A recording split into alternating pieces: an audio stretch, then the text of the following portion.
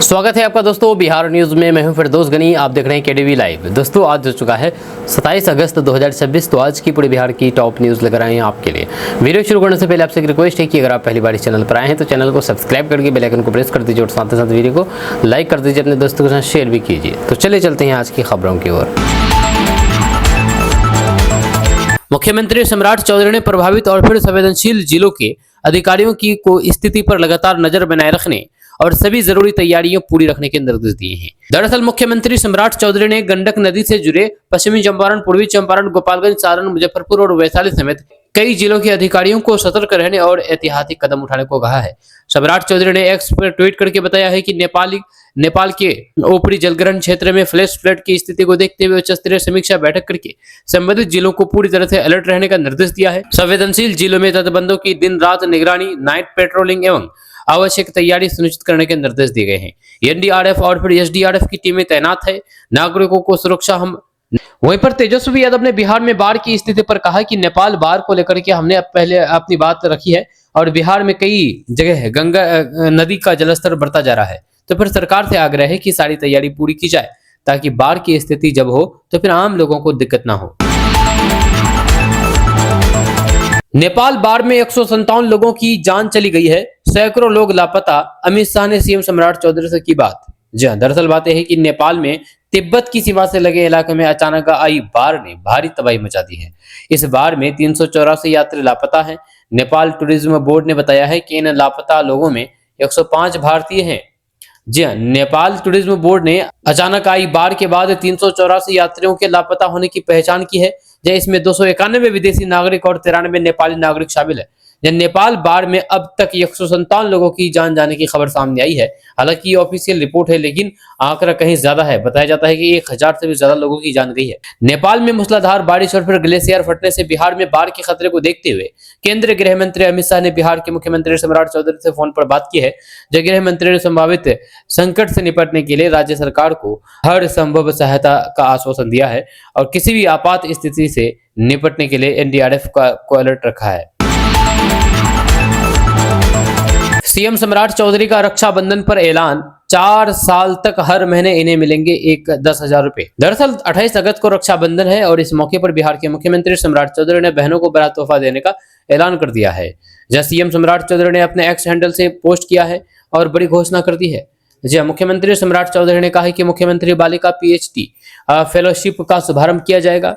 इसके तहत लगभग 1000 छात्राओं को 4 वर्षों तक 10,000 प्रतिमाह सहायता मिलेगी। जहां अपने एक्स पोस्ट में सम्राट चौधरी ने लिखा कि रक्षाबंधन के पावन अवसर पर बिहार की बेटियों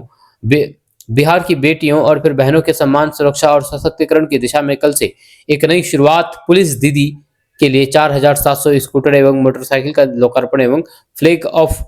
इसके माध्यम से स्कूल कॉलेज में पढ़ने वाली हमारी बहनों की उचित सुरक्षा एवं संरक्षण को सुनिश्चित किया जाएगा। सीएम सम्राट चौधरी ने यह भी जानकारी दी है कि राज्य में बिहार की बेटी स्टार्टअप चैलेंज योजना का भी शुभारंभ होगा। इसके तहत बेटियों को 50,000 से 2 लाख रुपए तक की वित्तीय सहायता प्रदान की जाएगी। सीएम सम्राट चौधरी ने कहा है कि महिलाओं की उन्नति ही बिहार की प्रगति है। बेटियों और फिर बहनों की सुरक्षा, सम्मान, शिक्षा और आत्मनिर्भरता सुनिश्चित करने के लिए हमारी सरकार निरंतर प्रतिबद्ध है। जल प्रलय का खौफनाक मंजर, वायरल वीडियो में देखिए कैसे हैं नेपाल के हालात। दरअसल नेपाल में बुधवार को भोटेकोशी नदी में अचानक ऐसा रौद्र रूप दिखाया गया कि तिब्बत सीमा के पास रसुआ जिले के कई हिस्सों में अफरा तफरी मच गई। यह तेज बहाव के साथ आई बाढ़ ने रास्तों और फिर आसपास के इलाकों को अपनी चपेट में ले लिया। हादसे के बाद अब तक सैकड़ों हजारों लोगों की जान जाने की खबर है, जबकि कई सौ लोगों की लापता होने की मामला सामने आया है। नेपाल पर्यटन बोर्ड के मुताबिक लापता यात्रियों में बड़ी संख्या विदेशी नागरिकों की है।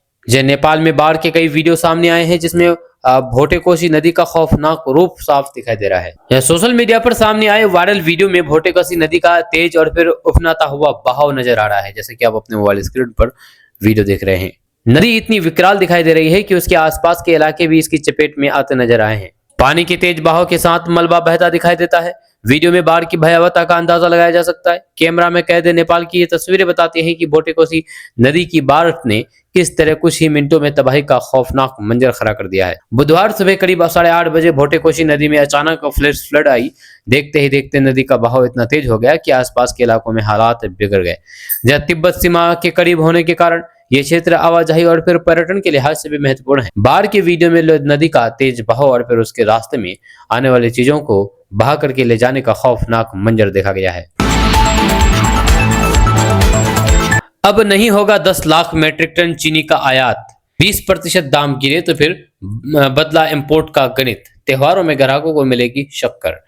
दरअसल बात है कि चीनी की मांग और फिर सप्लाई के बीच चल रही अटकलों के बीच उपभोक्ता मामले के मंत्रालय और फिर ISMA की ओर से स्पष्ट कर दिया गया है कि देश में चीनी की कमी नहीं है। त्योहारों के बीच बढ़ती मांग और फिर कीमतों में रिकॉर्ड बढ़ोतरी के कारण केंद्र सरकार ने टैरिफ रेट कोटा यानी कि TRQ के तहत 10 लाख मैट्रिक टन कच्ची चीनी की आयात को मंजूरी दे दी थी। हालांकि अब यह आयात का गणित बदलता नजर आ रहा है। उद्योग जगत के अधिकारियों ने न्यूज एजेंसी रॉयटर्स को बताया है कि भारतीय चीनी मिलें और रिफाइनरी हो सकता है कि सरकार द्वारा duty free 10 lakh metric ton कच्ची चीनी की लागत आधा हिस्सा ही आयात करेगी। यह क्योंकि घरेलू कीमतों में गिरावट के कारण आयात फायदेमंद नहीं होगा। 24 अगस्त को देश में चीनी का औसत थोक भाव 58 रुपये 29 पैसे प्रति किलो और फिर खुदरा भाव 63 रुपये 5 पैसे प्रति किलोग्राम तक बताया जा रहा है। जय इससे पहले चीनी की खुदरा कीमतें औसतन 67 रुपये से 70 रुपये प्रति किलो तक पहुंच गया था। जय रिपोर्ट्स के मुताबिक रक्षाबंधन के ठीक पहले मिलों में चीनी के दाम में 20% तक की गिरावट आई है। जब बीते सोमवार को दिल्ली में हुई प्रेस कॉन्फ्रेंस के दौरान ISMA के प्रेसिडेंट नीरज कुमार ने जानकारी दी है। पश्चिम बंगाल में फिर से हो सकता है चुनाव, क्योंकि SIR में 90% कटे नाम निकले सही, 31 सीटों पर सीधा असर। दरअसल बात यह है कि क्या बंगाल में फिर से विधानसभा चुनाव कराया जा सकता है, यह क्योंकि सुप्रीम कोर्ट में SIR यानी कि विशेष गहन पुनरीक्षण के दौरान कटे नामों पर सुनवाई के दौरान ये बड़ा सवाल। चीफ जस्टिस सूर्यकांत की बेंच ने याचिकाकर्ताओं की एक दलील के दौरान कहा है कि क्या ये कोर्ट चुनाव का निर्देश दे सकता है। बेंच में शामिल जस्टिस जयमाल बागची ने कहा कि मान लीजिए कि जीत की मार्जिन 50 है और उस विधानसभा में 100 वोटों के नाम काटे गए हैं। ट्रिब्यूनल सुनवाई के दौरान अगर 100 में से 70 वोटरों के नाम काटने को गलत मानता है तो फिर स्थिति अलग हो जाएगी। जस्टिस बागची ने आगे कहा कि SIR में नाम काटने के खिलाफ ट्रिब्यूनल में अगर 70 लोग अपील भी कर रहे हैं तो ये भी मसला बड़ा है। जब वहीं पर मामले की सुनवाई के दौरान याचिकाकर्ता की तरफ से पेश वरिष्ठ वकील गोपाल शंकर नारायण ने एक डेटा रिपोर्ट भी दी है। जयशंकर नारायण के मुताबिक ट्रिब्यूनल ने SIR में कटे 90% नामों को सही पाया है। यह बेहद गंभीर मामला है।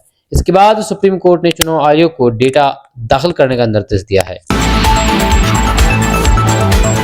बिहार के छात्राओं के लिए अच्छी खबर, स्टूडेंट क्रेडिट कार्ड योजना में नहीं होगा बदलाव, CM सम्राट चौधरी ने किया साफ। दरअसल बात है कि उच्च शिक्षा प्राप्त करने वाले छात्रों के लिए राहत भरी खबर सामने आई है। मुख्यमंत्री सम्राट चौधरी ने स्पष्ट कर दिया है कि बिहार की स्टूडेंट क्रेडिट कार्ड योजना में किसी प्रकार का बदलाव नहीं किया जाएगा।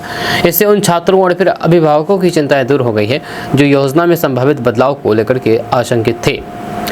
स्टूडेंट क्रेडिट कार्ड योजना राज्य के हजारों विद्यार्थियों को उच्च शिक्षा के लिए आर्थिक सहायता उपलब्ध कराती है। इस योजना के माध्यम से छात्र विभिन्न व्यावसायिक और फिर उच्च शिक्षण पाठ्यक्रमों के लिए ऋण प्राप्त कर सकते हैं। सरकार का कहना है कि छात्रों की शिक्षा और फिर भविष्य को ध्यान में रखते हुए इस योजना को जारी रखा जाएगा। वहीं पर शिक्षा क्षेत्र से जुड़े लोगों का मानना है कि ये योजना आर्थिक रूप से कमजोर परिवार के छात्रों के लिए बेहद महत्वपूर्ण है। मुख्यमंत्री के बयान के बाद विद्यार्थियों में सकारात्मक संदेश गया है और फिर योजना के भविष्य को लेकर बनी अनिश्चितता काफी हद तक खत्म हो गई है। अब छात्र पहले की तरह इस योजना का लाभ उठा सकेंगे।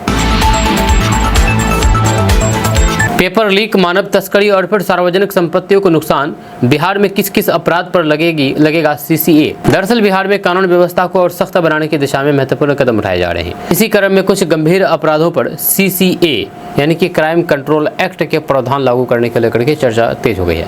पेपर लीक, मानव तस्करी और फिर सार्वजनिक संपत्ति को नुकसान पहुंचाने जैसे मामलों को लेकर के प्रशासन विशेष सतर्कता बरत रहा है। जानकारी के अनुसार सरकार और फिर संबंधित विभाग संगठित अपराधों पर प्रभावी नियंत्रण के लिए कड़े उपायों पर विचार कर रहे हैं। जब परीक्षा से जुड़े अपराध, अवैध गतिविधियां और फिर सार्वजनिक संपत्ति को नुकसान पहुंचाने वाले मामलों में सख्त कार्रवाई की आवश्यकता महसूस की जा रही है। ऐसे कदमों का उद्देश्य कानून का पालन सुनिश्चित करना और अपराधों पर रोक लगाना है। वहीं पर विशेषज्ञों का मानना है कि गंभीर अपराधों के खिलाफ सख्त कानूनी कार्रवाई से कानून व्यवस्था मजबूत हो सकती है। हालांकि किसी भी मामले में कार्रवाई कानून और फिर निर्धारित प्रक्रिया के अनुसार ही की जाती है। बिहार के शिक्षकों के लिए बड़ा अपडेट, 3 बार लेट हुए तो फिर कटेगी सैलरी, विभाग ने लागू किया नया नियम। दरअसल बिहार के शिक्षा विभाग ने विद्यालयों में समय पालन सुनिश्चित करने के लिए नया नियम लागू कर दिया है। इस व्यवस्था का उद्देश्य शिक्षकों की नियमित उपस्थिति और स्कूलों में शैक्षणिक गतिविधियों को अधिक व्यवस्थित बनाना है। विभाग का मानना है कि समय पर विद्यालय पहुंचने से छात्रों की पढ़ाई पर सकारात्मक प्रभाव पड़ेगा। जानकारी के अनुसार शिक्षकों की उपस्थिति और फिर समय पालन की निगरानी को लेकर के नई व्यवस्था बनाई गई है। विभाग ने स्पष्ट कर दिया है कि विद्यालय संचालन में अनुशासन बनाए रखना प्राथमिकता है और इसके लिए आवश्यक कदम उठाए जा रहे हैं। नई व्यवस्था के तहत उपस्थिति रिकॉर्ड और समय प्रबंधन पर विशेष ध्यान दिया जाएगा। शिक्षा क्षेत्र के जानकारों का कहना है कि स्कूलों में अनुशासन और फिर नियमितता से शिक्षण कार्य की गुणवत्ता बेहतर हो सकती है। हालांकि शिक्षकों के संगठनों और फिर विभाग के बीच इस विषय पर चर्चा भी जारी रह सकती है। बालू का अवैध धंधेबाजों के लिए बुरी खबर, बिहार में अब खनन पुलिस का दिखेगा जलवा। दरअसल बात है कि बिहार में अवैध खनन और फिर बालू के अवैध कारोबार पर रोक लगाने के लिए सरकार ने सख्त कदम उठाने की तैयारी की है। इसी दिशा में खनन गतिविधियों की निगरानी और फिर कानून की प्रभावी क्रियान्वयन के लिए विशेष व्यवस्था को मजबूत किया जा रहा है। इसका उद्देश्य राज्य के प्राकृतिक संसाधनों की सुरक्षा और अवैध कारोबार पर नियंत्रण करना है। जानकारी के अनुसार अवैध खनन, परिवहन और फिर भंडारण से जुड़े मामलों पर कड़ी नजर रखी जाएगी। संबंधित विभागों और फिर प्रशासनिक इकाइयों के बीच बेहतर समन्वय स्थापित करके कार्रवाई तेज करने की योजना बनाई गई है। सरकार का मानना है कि इससे राजस्व नुकसान को रोका जा सकेगा और नियमों का पालन सुनिश्चित होगा। विशेषज्ञों का कहना है कि अवैध खनन पर प्रभावी नियंत्रण से पर्यावरण संरक्षण और फिर सरकारी राजस्व दोनों को लाभ मिलेगा।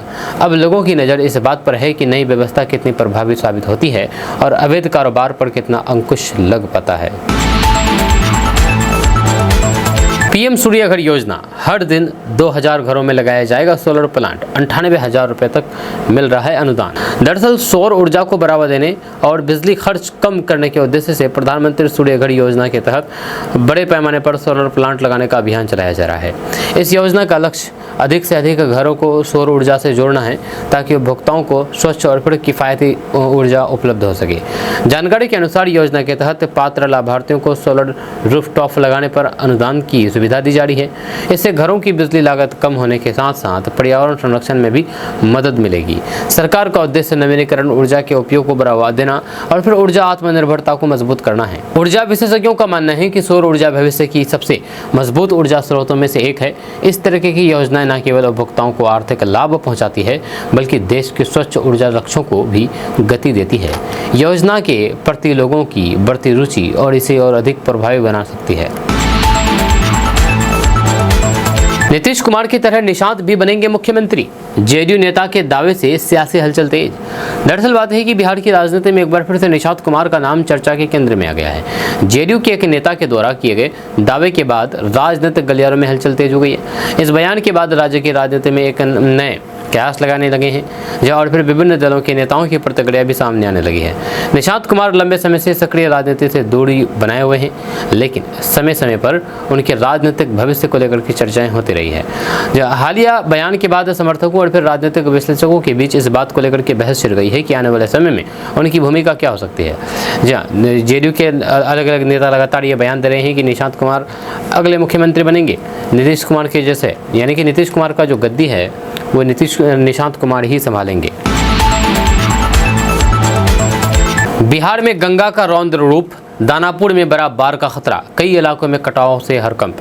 दरअसल बिहार में गंगा नदी का जलस्तर लगातार बढ़ने से कई क्षेत्रों में बाढ़ और कटाव की स्थिति गंभीर होती जा रही है। दानापुर समेत नदी किनारे के कई इलाकों में खतरा बढ़ने के बाद प्रशासन ने सतर्कता बढ़ा दी है।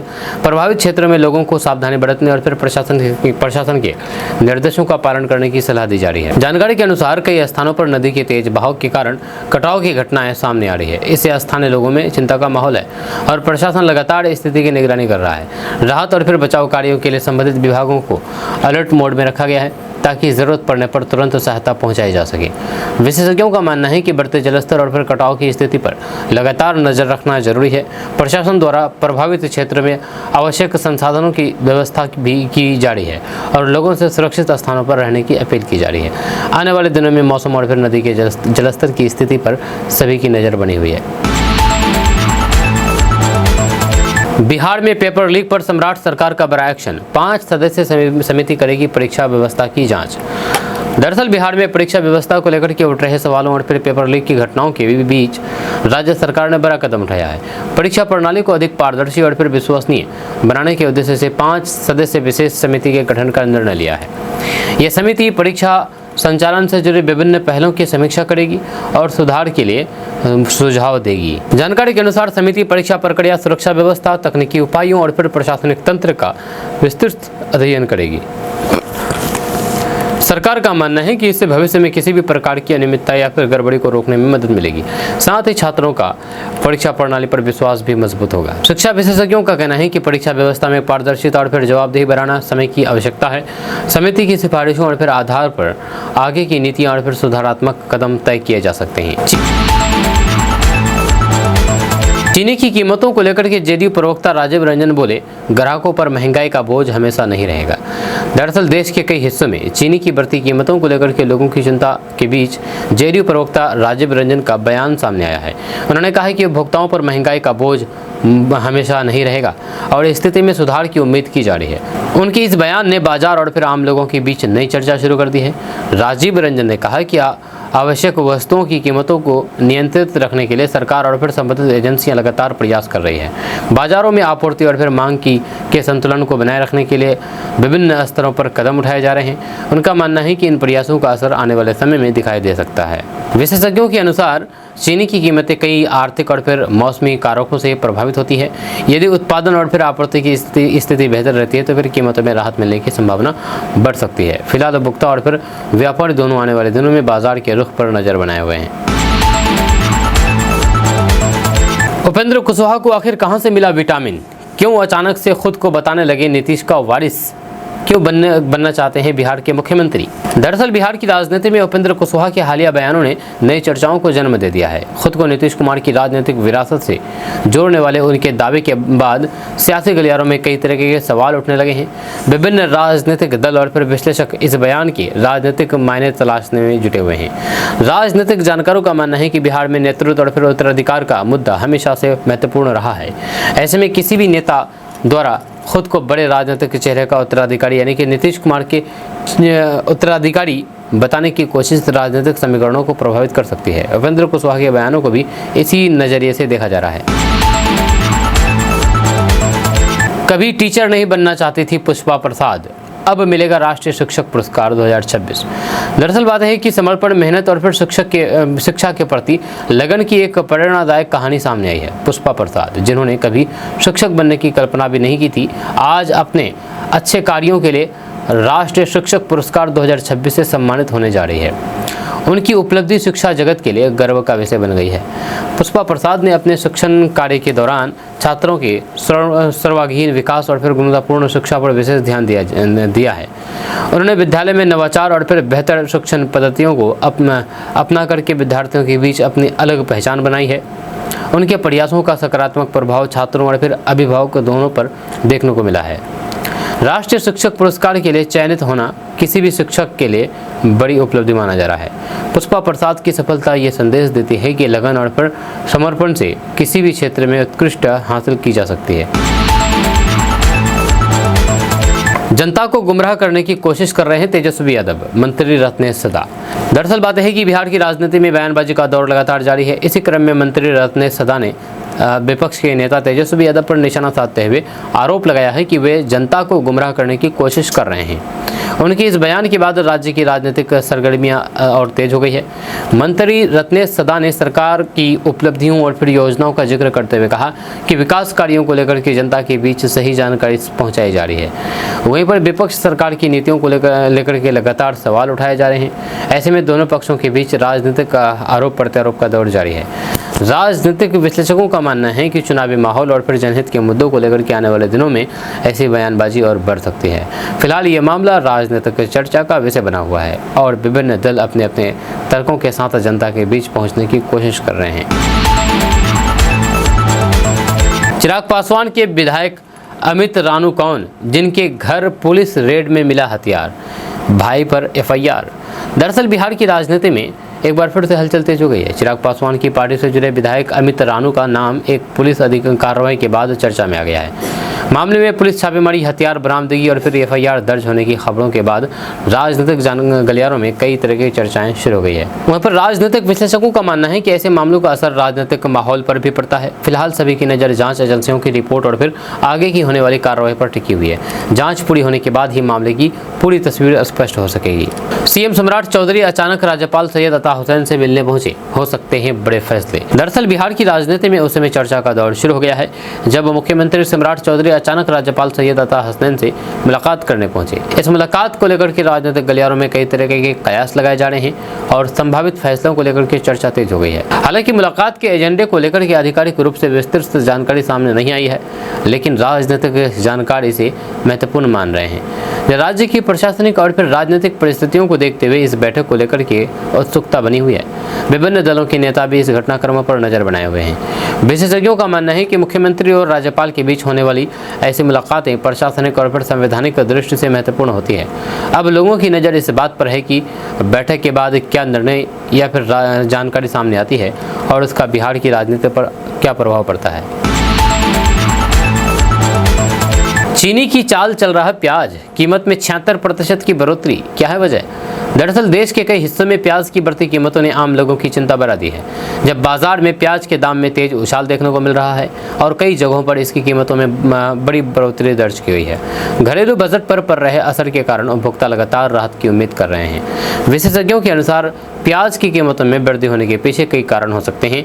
उत्पादन में कमी, मौसम की प्रतिकूल परिस्थितियां, आपूर्ति में बाधा और फिर मांग में बढ़ोतरी जैसे कारक बाजार को प्रभावित करते हैं। इसके अलावा परिवहन और फिर भंडारण से जुड़ी चुनौतियां भी कीमतों पर असर डाल सकती है। सरकार और संबंधित एजेंसियां बाजार की स्थिति पर नजर बनाए हुए हैं और फिर आपूर्ति बढ़ाने और फिर कीमतों को नियंत्रित करने के लिए विभिन्न स्तरों पर कदम उठाए जा रहे हैं। अब उपभोक्ताओं की नज़र इस बात पर है कि आने वाले दिनों में प्याज की कीमतों में कितनी राहत मिलती है और बाजार का रुख किस दिशा में जाता है। बंगाल की खाड़ी में हलचल, कई राज्यों में आएगी आफत, आईएमडी ने मौसम विभाग की चेतावनी। दरअसल बंगाल की खाड़ी में बने मौसमी सिस्टम को लेकर के मौसम विभाग ने कई राज्यों के लिए सतर्कता बरतने की सलाह दी है। भारतीय मौसम विभाग यानी कि मौसम विभाग के अनुसार समुद्री क्षेत्र में बड़ी गतिविधियों का असर आने वाले दिनों में विभिन्न राज्यों के मौसम पर पड़ सकता है। इसके चलते कई क्षेत्रों में भारी बारिश और फिर तेज हवाओं की संभावना जताई गई है। मौसम विशेषज्ञों के अनुसार ऐसे सिस्टम के सक्रिय होने पर तटीय और आंतरिक इलाकों में वर्षा की तीव्रता बढ़ सकती है। प्रशासन को भी संभावित प्रभाव वाले क्षेत्र में आवश्यक तैयारियां रखने के निर्देश दिए गए हैं। लोगों से मौसम विभाग द्वारा जारी अपडेट और फिर चेतावनियों पर नजर बनाए रखने की अपील की गई है। विशेषज्ञों का कहना है कि मौसम से जुड़े ऐसे घटनाक्रमों के दौरान सावधानी बरतना बेहद जरूरी होता है। प्रभावित क्षेत्रों में रहने वाले लोगों को अनावश्यक यात्रा से बचने और फिर स्थानीय प्रशासन के निर्देशों का पालन करने की सलाह दी गई है। आने वाले दिनों में मौसम की स्थिति पर सभी की नज़र बनी हुई है। पाकिस्तान में बसा है एक और मिनी बिहार, बीफ के बीच मिलेगा लिट्टी चोखा का जायका, उर्दू के साथ बोली जाती है भोजपुरी। दरअसल भारत के विभाजन के बाद बड़ी संख्या में बिहार और फिर पूर्वी भारत के लोग पाकिस्तान के विभिन्न हिस्सों में जाकर के बस गए थे। आज भी वहां पर कुछ ऐसे इलाके हैं जहां पर बिहारी संस्कृति, खान पान, भाषा की झलक साफ दिखाई देती है। इन क्षेत्रों को कई लोग अनौपचारिक रूप से मिनी बिहार के नाम से भी जानते हैं। इन इलाकों में रहने वाले लोगों के बीच भोजपुरी भाषा आज भी बोली जाती है। साथ ही लिट्टी चोखा जैसे पारंपरिक बिहारी व्यंजन भी स्थानीय पहचान का हिस्सा बने हुए हैं। वर्षों बीत जाने के बावजूद भी वहाँ के लोगों ने अपनी सांस्कृतिक जड़ों और परंपराओं को काफ़ी हद तक संभाल कर रखा है। सांस्कृतिक विशेषज्ञों का मानना है कि भाषा और फिर खान पान किसी भी समाज की पहचान को जीवित रखते हैं। पाकिस्तान में बसे इन समुदाय के माध्यम से बिहार की सांस्कृतिक विरासत आज भी सीमाओं के पार अपनी मौजूदगी दर्ज करा रही है। यही वजह है कि ये क्षेत्र इतिहास और सांस्कृतिक रूप में रुचि रखने वालों के लिए विशेष आकर्षण का केंद्र बना हुआ है। बिहार में बनेगा 376 किलोमीटर लंबा एक्सप्रेसवे, 13 जिलों के लिए बड़ी खुशखबरी। दरअसल बिहार में सड़क संपर्क और फिर बुनियादी ढांचे को मजबूत करने की दिशा में एक बड़ी परियोजना चर्चा में है। प्रस्तावित 336 किलोमीटर लंबे एक्सप्रेसवे से राज्य के कई जिलों को बेहतर कनेक्टिविटी मिलने की उम्मीद जताई जा रही है। इस परियोजना को क्षेत्रीय विकास और फिर तेज परिवहन व्यवस्था के लिए महत्वपूर्ण माना जा रहा है। जानकारी के अनुसार एक्सप्रेसवे के निर्माण से यात्रा का समय कम होगा और लोगों को आवागमन में सुविधा मिलेगी। इसके साथ ही व्यापार, उद्योग और फिर निवेश को भी बढ़ावा मिलने की संभावना है। वहीं पर सड़क नेटवर्क मजबूत होने से कई क्षेत्रों में आर्थिक गतिविधियों को नई गति मिल सकती है। वहीं पर विशेषज्ञों का मानना है कि बड़ी सड़क परियोजनाएं किसी भी राज्य के विकास में अहम भूमिका निभाती है। एक्सप्रेसवे बनने से रोजगार के अवसर बढ़ने के साथ साथ विभिन्न जिलों के बीच संपर्क भी बेहतर होगा। अब लोगों की नज़र इस योजना की प्रगति और इसके क्रियान्वयन पर बनी हुई है। आरक्षण सुधार आंदोलन पर मायावती ने साधा निशाना, कहा संवैधानिक आरक्षण खत्म करने की कोशिश स्वीकार्य नहीं। दरअसल बात है कि आरक्षण को लेकर के चल रही राजनीतिक बहस के बीच बहुजन समाज पार्टी के प्रमुख मायावती ने अपनी प्रतिक्रिया दी है। उन्होंने कहा है कि संवैधानिक व्यवस्था के तहत दिए गए आरक्षण को समाप्त करने या फिर कमजोर करने की किसी भी कोशिश को स्वीकार नहीं किया जा सकता। उनके इस बयान के बाद राजनीतिक चर्चाएं और तेज हो गई है। मायावती ने आरक्षण को सामाजिक न्याय और फिर समान अवसर से जुड़ा महत्वपूर्ण विषय बताते हुए कहा कि ये व्यवस्था समाज के वंचित वर्गों को आगे बढ़ाने में महत्वपूर्ण भूमिका निभाती है। उन्होंने इस मुद्दे पर विभिन्न राजनीतिक दलों और फिर संगठनों के रुख पर भी सवाल उठाए हैं। राजनीतिक विश्लेषकों का मानना है कि आरक्षण का मुद्दा देश की राजनीति में हमेशा महत्वपूर्ण रहा है। ऐसे में इस विषय पर बड़े नेताओं के बयान राजनीतिक माहौल को प्रभावित करते हैं। फिलहाल ये मुद्दा राष्ट्रीय स्तर पर चर्चा का विषय बना हुआ है और विभिन्न दल अपने अपने राय सामने रख रहे हैं। रक्षाबंधन के पहले किशनगंज, अररिया, पूर्णिया, कटिहार, सीमांचल सहित पश्चिमी चंपारण में महंगाई की मार, 3 साल में दुगनी हुई राखी की कीमत। दरअसल बात है कि रक्षाबंधन के पर्व को लेकर के किशनगंज, अररिया, पूर्णिया, कटिहार यानी कि सीमांचल सहित मिथिलांचल के और भी कई सारे जिलों को मिलाकर के बाजारों में रौनक बढ़ गई है। कई बाजार, चौक, चौराहे, राखी, मिठाई, कपड़े तथा त्योहारों की दुकानें पूरी तरह से सज चुकी है। बाजारों में खरीदारी तेज होने के साथ ही ग्राहकों को महंगाई का भी सामना करना पड़ रहा है। सामान्य राखी से लेकर के डिजाइनर और बच्चों की लाइट वाली राखियों की कीमतों में पिछले 3 वर्षों में लगातार बढ़ोतरी दर्ज की गई है। साल 2024 में 20 से 30 रुपए मिलने वाली सामान्य राखी इस साल बढ़कर के 30 से 50 रुपए तक पहुंच गई है। वहीं पर 50 से 100 रुपए वाली डिजाइनर राखी अब 80 से 150 रुपए तक पहुंच गई है और लाइट और म्यूजियम राखियां 120 से 220 रुपए में बिक रही है। वहीं पर बाजार में इस बार पारंपरिक धागों की बजाय ब्रेसलेट, स्टाइल, म्यूजिकल और फिर कार्टून कैरेक्टर वाली राखियों की अधिक मांग देखी जा रही है। बच्चों के लिए कार्टून और लाइट वाली राखियां मुख्य आकर्षण का केंद्र बनी हुई है। दुकानदार के अनुसार दाम बढ़ने के बावजूद भी बहनों के उत्साह में कोई भी कमी नहीं आई है। बिहार में फिर बिगड़ेगा मौसम, इन 24 जिलों में आंधी बारिश की संभावना, जारी हुआ अलर्ट। दरअसल बात है कि बिहार में एक बार फिर से मौसम करवट लेने वाला है। 26 से 31 अगस्त के बीच राज्य के यानी कि बिहार के कई हिस्सों में गरज चमक, तेज हवा और फिर बारिश की स्थिति बन सकती है। मौसम विभाग ने अलग अलग दिनों में कई जिलों के लिए येलो अलर्ट जारी कर दिया है। ऐसे में लोगों को खराब मौसम के दौरान सावधानी बरतने की सलाह दी गई है। आज 27 अगस्त को बिहार के पश्चिमी, दक्षिणी और फिर मध्य हिस्सों में मौसम सक्रिय रहने की संभावना है। इस दौरान पश्चिमी क्षेत्र गोपालगंज, सिवान, सारण, बक्सर, भोजपुर, पटना, गया, औरंगाबाद, नवादा, नालंदा और जहानाबाद समेत कई जिलों में गरज चमक के साथ बारिश और तेज हवा चल सकती है। इसके अलावा अरवल, रोहतास, कैमूर, शेखपुरा, लखीसराय, मुंगेर, जमुई, बांका, भागलपुर, बेगूसराय और खगड़िया में भी मौसम खराब रहने की संभावना जताई गई है। वहीं पर कल 28 अगस्त को मौसम का असर बिहार के कुछ और इलाकों तक पहुंच सकता है, जैसे सीतामढ़ी, शिवहर, मधुबनी, मुजफ्फरपुर, दरभंगा, वैशाली और फिर समस्तीपुर भी अलर्ट क्षेत्रों में शामिल रहेंगे। इसके साथ ही पश्चिमी चंपारण से लेकर के भागलपुर और फिर दक्षिणी जिलों तक कई स्थानों पर गरज चमक और फिर तेज हवा के साथ बारिश हो सकती है। हालांकि सीमांचल के सुपौल, अररिया, पूर्णिया, कटिहार, मधेपुरा, भागलपुर, सहरसा में इन दिनों कोई भी बड़ी चेतावनी जारी की गई है। वहीं पर 29 अगस्त को मौसम का ज्यादा असर पूर्वी चंपारण, पश्चिमी चंपारण, बिहार के वहीं पर 29 अगस्त को मौसम का ज्यादा असर उत्तर पूर्वी और फिर दक्षिण पूर्वी बिहार में देखने को मिल सकता है।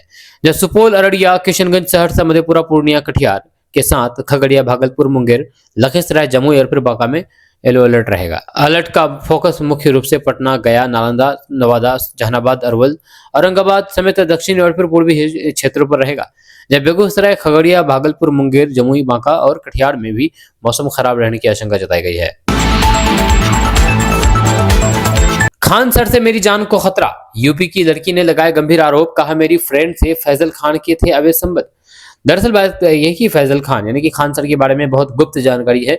ये बात फैजल खान भी जानते हैं, जहां उनसे मेरी जान को खतरा है, इसलिए आज मैं मीडिया के सामने आई हूं। दरअसल उत्तर प्रदेश की रहने वाली एक लड़की ने पटना में प्रेस कॉन्फ्रेंस करके खान ग्लोबल स्टडीज के डायरेक्टर फैजल खान उर्फ खान सर पर गंभीर आरोप लगाए हैं। जी हाँ, साथ ही लड़की ने खान सर पर जान से मारने का खतरा बताते हुए पीरबहोर थाने में आवेदन दिया है। इसके बाद खान सर की मुश्किलें एक बार फिर से बढ़ सकती है। जब पीड़ित लड़की पटना में मीडिया के सामने पहुंची और फिर यूपी पूरे मामले को लेकर के अपनी बात रखी है। उसने मुख्यमंत्री और फिर जिला प्रशासन से भी सुरक्षा उपलब्ध कराने की मांग की है। लड़की ने आरोप लगाया है कि खान सर उसकी महिला दोस्त से मिलते थे और दोनों के बीच अवैध संबंधों की जानकारी उनसे थी।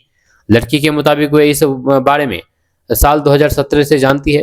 वहीं पर पीड़ित लड़की ने पत्रकारों से बातचीत करते हुए आरोप लगाया है कि खान सर उसे 2019 से ही परेशान करते आ रहे हैं। जब खान सर आए दिन धमकी देते हैं कि अगर किसी को बताया तो फिर अंजाम बहुत अच्छा नहीं होगा। जब पीड़िता ने कहा है कि खान सर के कहने पर सुल्तानगंज थाने की एक महिला पुलिसकर्मी से उसकी धक्का मुक्की भी हुई थी। दिल्ली, झारखंड के बाद अब बिहार में सड़कों पर उतरे छात्र। दरअसल बात है कि बिहार की राजधानी पटना में 17वीं बीपीएससी परीक्षा को रद्द करके दोबारा कराने की मांग को लेकर के छात्रों का गुस्सा फूट पड़ा है। जहां आपको बता दूं कि कल सैकड़ों की संख्या में छात्र सड़कों पर उतर आए और अपनी मांगों को लेकर के जम करके विरोध प्रदर्शन किया। जब प्रदर्शन कर रहे युवाओं का कहना है कि परीक्षा में नेगेटिव मार्किंग को तुरंत खत्म किया जाए और पूरी प्रक्रिया को एकल परीक्षा के आधार पर लागू किया जाए। जहां अपनी इन्हीं मांगों को लेकर के छात्रों ने गांधी मैदान से के बाहर मुख्यमंत्री सम्राट चौधरी के आवास का घेराव करने के लिए पैदल मार्च शुरू कर दिया। यह छात्रों के इस बड़े आंदोलन को देखते हुए पटना पुलिस और राजस्थानी प्रशासन अलर्ट मोड पर आ गया है। जैसे सीएम आवास जाने वाले रास्तों पर सुरक्षा तैनात कर दी गई है। पुलिस की ओर से प्रदर्शनकारियों को रोकने और फिर उन्हें समझाने की कोशिश की जा रही है, लेकिन छात्र पीछे हटने को तैयार नहीं है और फिर वो किसी भी हाल में आवास तक पहुंचने की जिद पर अड़े हुए हैं।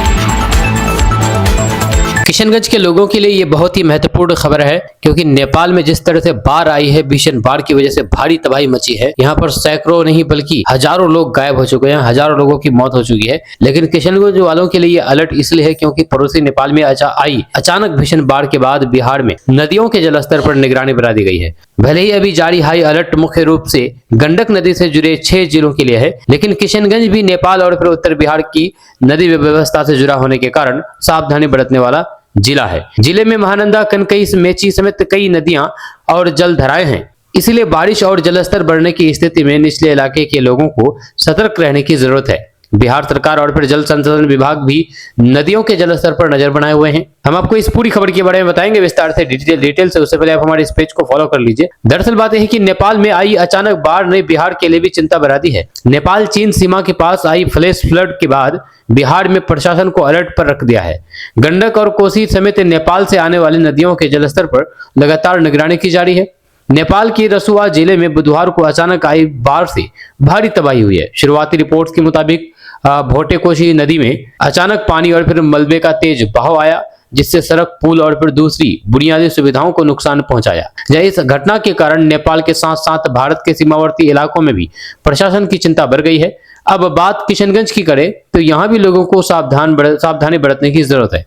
किशनगंज जिला महानंदा के साथ साथ कनकई, मेची और दूसरी नदियों से प्रभावित क्षेत्र है। बिहार सरकार के जल संसाधन विभाग के आंकड़ों में किशनगंज के तैयबपुर, चरघड़िया और अन्य स्थानों पर महानंदा नदी के जलस्तर की निगरानी की जाती है। ऐसे में अगर लगातार बारिश होती है या ऊपरी इलाकों से पानी बढ़ता है तो नदी किनारे और निचले इलाकों में रहने वाले लोगों को विशेष सावधानी बरतनी होगी। खास करके नदी, नहर या फिर तेज बहाव वाले पानी की पास जाने से बचना चाहिए। वहीं पर बिहार के गंडक बेसिन से जुड़े पश्चिमी चंपारण, पूर्वी चंपारण, गोपालगंज, सारण, मुजफ्फरपुर और फिर वैशाली में विशेष सतर्कता बढ़ा दी गई है और बचाव राहत की तैयारी की जा रही है। आपको बता दूं कि बिहार के आधिकारिक फ्लड फोरकास्ट सिस्टम में भी कई स्थानों पर नदियों के जलस्तर को चेतावनी या फिर खतरे के स्तर से के ऊपर किया गया है। फिलहाल किशनगंज के लोगों से यही अपील है कि अफवाहों पर ध्यान ना दें लेकिन प्रशासन की चेतावनी को गंभीरता से लें। नदी और फिर जलभराव वाले इलाकों में अनावश्यक जाने से बचें और किसी भी आपात स्थिति में तुरंत स्थानीय प्रशासन से संपर्क करें। नेपाल की स्थिति को देखते हुए आने वाले समय में नदी के जलस्तर में होने वाले बदलाव पर सभी की नजरें बनी हुई है।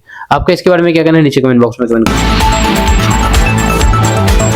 दोस्तों, किशनगंज में एक व्यक्ति ने अपने बहनवी को 5 लाख रुपए रखने के लिए दिया और बहनवी ने उस 5 लाख रुपए हड़पने के लिए खुद की अपहरण की साजिश रची। पुलिस ने यह बड़ा खुलासा किया है। सोचिए, आप किसी भरोसेमंद व्यक्ति को लाखों रुपए और कीमती सामान सुरक्षित रखने के लिए देते हैं, लेकिन वही व्यक्ति उन पैसों पर लालच करके बैठे और फिर खुद के साथ लूट होने की कहानी पुलिस को सुना दे। किशनगंज में सामने आई एक ऐसी ही घटना ने सभी को हैरान कर दिया है। यहाँ एक लूट की शिकायत करने वाला व्यक्ति ही पुलिस की जांच में लूट कांड का आरोपी निकला है, यानी कि जिसने शिकायत की लूटने की वो खुद लुटेरा निकला है। पुलिस ने आरोपी को गिरफ्तार कर लिया है और उसकी निशानदेही पर 2,82,500 रुपए और 65 भरी चांदी के जेवर बरामद कर लिए हैं। मामला किशनगंज के टेरागाज थाना क्षेत्र का है। पुलिस के अनुसार 24 अगस्त को परवेज आलम नाम के व्यक्ति ने थाने में शिकायत दर्ज कराई थी। शिकायत में उसने बताया था कि रात करीब 12:30 बजे कुछ लुटेरों ने पीछे से उसका मुंह कपड़े से बांध दिया और हाथ पैर भी बांध दिए।